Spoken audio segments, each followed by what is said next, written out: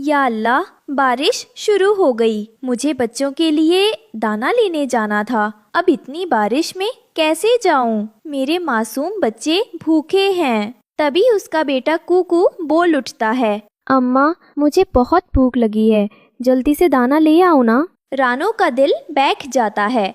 हे खुदा, मैं अपने बच्चों को भूखा कैसे देख सकती हूँ? चाहे बारिश हो या तूफान, मुझे जाना ही होगा। रानो अपने बच्चों कूकू और गुड़िया को समझाती है, बेटा तुम दोनों घोंसले से बाहर मत निकलना, मैं जल्दी लौट आऊंगी, घबराना मत। दोनों बच्चे सिर हिलाते हैं। रानो अपने परों को फैलाकर तेज बारिश में उड़ जाती है। घोंसले में दोनों बच्चे अकेले रह जाते हैं। बाहर की आवाजें डरावनी लग रही थी।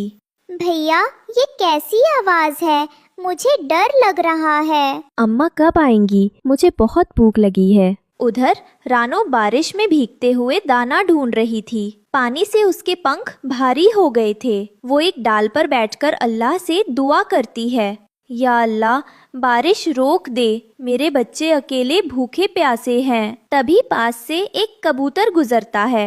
रानो बहन, बच्चों को अकेला मत छोड़ो। कल ही मैंने देखा कि एक लोमड़ी ने बुलबुल के बच्चे को उठा लिया। जल्दी लौट जाओ। सुनकर रानो के दिल की धड़कनें तेज हो जाती हैं। रानो वापस लौटने लगती है। तभी रास्ते में दो शिकारी चील उसका रास्ता रोक लेते हैं।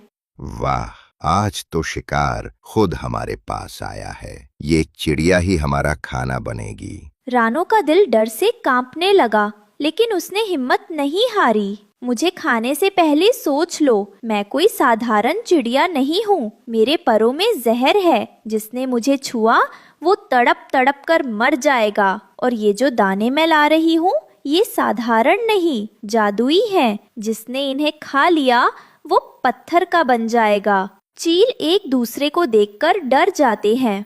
कहीं ये सच तो नहीं? बारिश में वैसे ही अजीब बातें हो जाती हैं। चल भागते हैं। ताकतवर तो हम हैं, लेकिन ये कोई मामूली चिड़िया नहीं लगती।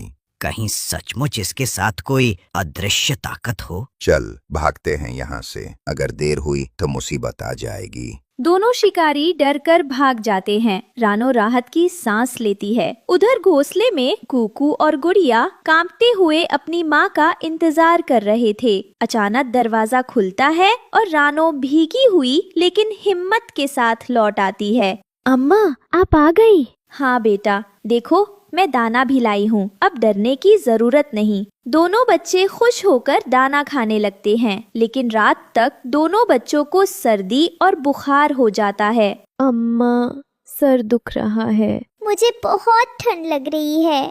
या अल्लाह, मेरे बच्चों को बचा ले, चाहे मेरी जान ले ले। रानो पास के मौलवी कबूतर के पास जाती है। बहन, जंगल के उस पार पुराने बरगद के पेड़ के नीचे जाकर दुआ मांगो। वहाँ की दुआ अल्लाह तक जरूर पहुँचती है। रानो तेज बारिश और तूफान में बच्चों को बचाने की उम्मीद में बरगद की ओर उड़ रही थी। रानो जैसे ही एक पेड़ के पास से गुजरती है, कालू कौवा डाल पर बैठा हंसते हुए रास्ता रोक लेता है। कहाँ भाग रही है रानो? तूफान में उड़कर कुछ नहीं मिलेगा। तेरे बच्चे वैसे भी ठंड और भूख से तड़प रहे होंगे। क्यों जान दे रही है अपनी? कालू, मुझे रोकने की कोशिश मत कर। मेरे बच्चों की कसम है, मुझे जाने दे। माँ का दिल कभी हार नहीं मानता। रानो की आंखों में सच्चा दर्द देखकर कालू थोड़ी देर के लिए चुप हो जाता है, लेकिन फिर भी ताने मारता है और डराने की कोशिश करता है।